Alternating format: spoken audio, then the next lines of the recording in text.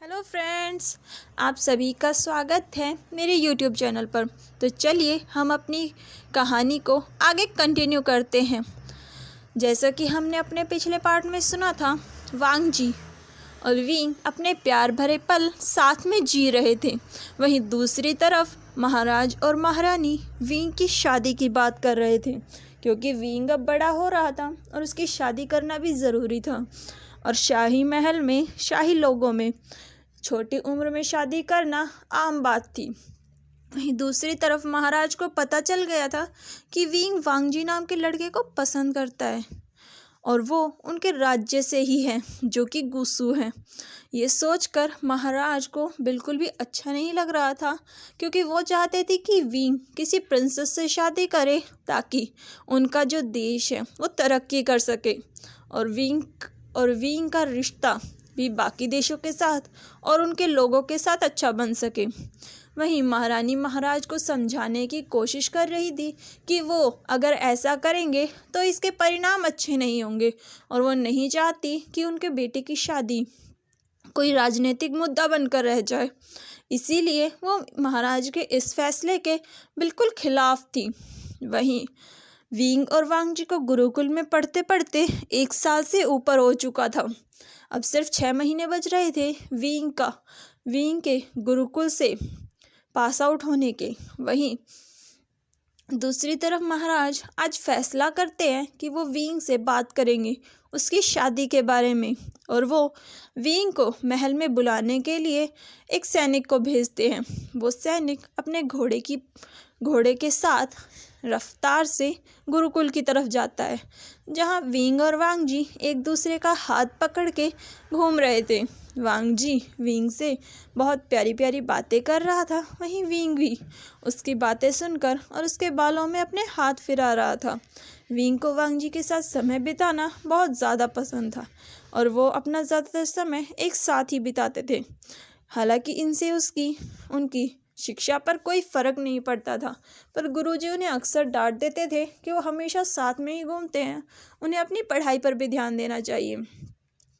Wing को पता चलता है कि उसे महल से बुलावा आया है, इसीलिए वो वहाँ पर जाने के लिए तैयार हो जाता है। वो वांग जी को अपने साथ नहीं लेके जाता, क्योंकि पिछली बार महाराज उस पर थोड़ा गुस्सा हो गए थे, क्योंकि वो हर बार वांग जी को लेकर आता था। इसीलिए इस बार उसने सोचा कि वो वांग जी के बिना ही जाएगा। वहीं वांग जी को भी कुछ काम था, इसीलिए वो विंग को अकेले जाने देता है।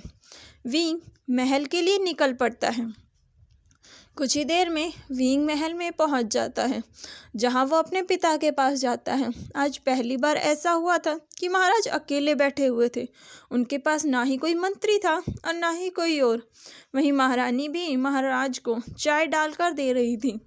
महाराज विंग को बैठने का इशारा करते हैं और उनका इशारा मिलते ही विंग आराम से उनके पास बैठ जाता है और उन्हें बो भी करता है। महाराज विंग से बात करते हुए कहते हैं, विंग बेटा तुम बड़े हो रहे हो। जो सुनकर विंग मुस्कुराकर कहता है, पिताजी ये भी कोई कहने की बात है, मुझे पता है मैं बड़ा हो रहा हूँ। जो सुनकर महाराज कहते हैं, बेटा अब तुम जल्दी ही मेरी गद्दी को भी संभालने लायक हो जाओगे। जो सुनकर विंग बस हाँ में सर हिलाता है, क्योंकि वो समझ रहा था कि उसके पिता ज़रूर उससे कोई ज़रूरी बात करना चाहते हैं, इसलिए वो बात को गोल गोल घुमा रहे हैं। पर विंग उन्हें नहीं रोकता और उनकी बात जारी रखने के लिए कहता है। फिर महाराज कहते हैं, विंग बेटा ये राज्य है, जो हमारा ये देश है, इसे संभालने के लिए 2 पिलर की ज़रूरत होती है, जैसे मैं और तुम्हारी मदर हैं। हमने इस देश को संभालने के लिए एक दूसरे से शादी की और एक दूसरे का हमेशा साथ दिया। हमें पता है तुम बहुत काबिल हो, लेकिन अकेले तुम शायद इस देश को नहीं संभाल पाओगे। जिस पर महाराज की बात सुनकर विंग कहता है, पिताजी मैं अकेला कहाँ हूँ, आप हो ना मेरे साथ। जिस पर महाराज कहते हैं, बेटा हम हमेशा ही तुम्हारे साथ हैं, लेकिन हम कब तक रहेंगे। जीवन में एक जीवन साथी का होना ज़्यादा ज़रूरी है। जो सुनकर विंग उनकी बात कुछ कुछ समझने लगता है। फिर वो कहता है, आप कहना क्या चाहते हैं। जिस पर महाराज कहते हैं, विंग हम तुम्हारी शादी के बारे में बात करना चाहते हैं। जो सुनकर विंग पहले तो चौंक जाता है, और वो अपनी हैरानी वाली आंखों से महाराज को देखने लगता है, जो देखकर महाराज कहते हैं, विंग तुम बड़े हो रहे हो और तुम्हें तो पता है कि हमारे जैसे शाही परिवारों में छोटी उम्र में शादी करना या जल्दी शादी करना एक आम बात है और तुम होने वाले राजा हो, इसीलिए तुम्हें अपने लिए एक काबिल जीवन साथी चाहिए जो कि तुम्हारे साथ कंधे से कंधा मिलाकर देश को आगे बढ़ा सके और हर मुसीबत में साथ खड़ा रह सके। जो सुनकर विंग बस हाँ में सर हिलाता है, क्योंकि वो अपने पिता की बात समझ रहा था कि वो क्या कहना चाहते हैं। वहीं महाराज आगे कहते हैं, विंग बेटा मुझे पता है कहीं ना कहीं तुम हमारे फैसले से शायद खुश भी ना हो, लेकिन हम जो भी करते हैं तुम्हारे अच्छे के लिए करते हैं। हम कभी भी अपने बच्चों का बुरा नहीं चाहते।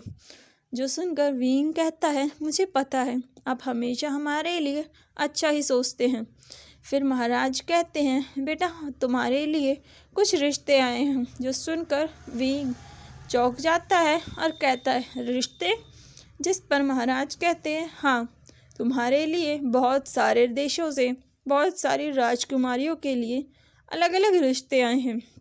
जो सुनकर विंग कहता है, लेकिन इतनी जल्दी?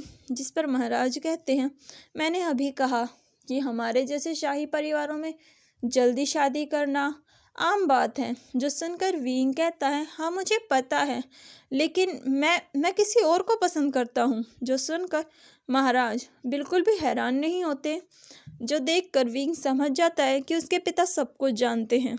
महाराज कहते हैं, मुझे पता है कि तुम गुसू के राजकुमार लान वांगजी को पसंद करते हो। जो सुनकर विंग अपना सर झुकाकर कहता है, अगर आप ये जानते हैं तो फिर आप मेरे सामने किसी और राजकुमारी का रिश्ता कैसे रख सकते हैं। जो सुनकर महाराज कहते हैं, क्योंकि मैं चाहता हूँ कि तुम उन राजकुमारियों से शादी करो और हमारे देश को और उनके नाम को आगे बढ़ाओ। जो सुनकर विंग कहता है, पिताजी दिल सिर्फ एक बार दिया जाता है, जो मैं वांगजी को दे चुका हूँ। जो सुनकर महाराज विंग की तरफ थोड़ा गुस्से से देखते हैं, लेकिन विंग अपनी बात पर अड़ते हुए कहता है, चाहे कुछ भी हो जाए मैं शादी करूँगा तो सिर्फ लान वांगजी से करूँगा, वरना मैं किसी से शादी नहीं करूँगा। मैं आपकी बहुत इज्जत करता हूँ और आपकी हर बात भी मानता हूँ, लेकिन मैं आपकी ये बात नहीं मान सकता किसी और से शादी करने की, क्योंकि ये वीवुशियान सिर्फ लान वांगजी से ही प्यार करता है और लान वांगजी से ही शादी करना चाहता है। अगर आप इस फैसले से खुश नहीं हैं तो मैं आपको बता दूं कि मैं किसी और से शादी कभी नहीं करूँगा। इतना कहकर विंग वहाँ से उठकर बिना किसी और की बात सुने वहाँ से जाने लगता है। वहीं महारानी उसे रोकते हुए कहती है, विंग अपने पिता की पूरी बात तो सुनो। जिस पर विंग कहता है, बिल्कुल भी नहीं। अगर ये हम मुझे और वांगजी को अलग करने की कोशिश करेंगे तो ये कर सकते हैं, लेकिन ये भी याद रखें कि मैं इन्हीं का खून हूँ और इन्हीं का बेटा हूँ। अगर ये किसी भी हद तक अपनी ज़िद के लिए जा सकते हैं तो ये वीवुशियान भी अपने कदम कभी पीछे नहीं लेगा। इतना कहकर विंग गुस्से से वहाँ से चला जाता है। उसे जाता देखकर महारानी अपना सर पकड़ लेती है तो महाराज विंग को ऐसे गुस्से से जाता देखकर हल्का सा मुस्कुराते हैं। महारानी उनकी मुस्कान देखकर कहती है, आप मुस्कुरा क्यों रहे हैं? जिस पर महाराज कहते हैं, ये बहुत ज़्यादा गुस्से वाला है। जिसे सुनकर महारानी कहती है, आप ही का खून है। जो देखकर महाराज हंसते हुए कहते हैं, मुझे पता है कि इसका गुस्सा होना लाजमी है, लेकिन मैं जो चाहता था मैं वो कर चुका हूँ। जिस पर महारानी कहती है, क्या आप खुश हैं? जिस पर महाराज अपनी चाय की चुस्की लेते हुए कहते हैं, बहुत।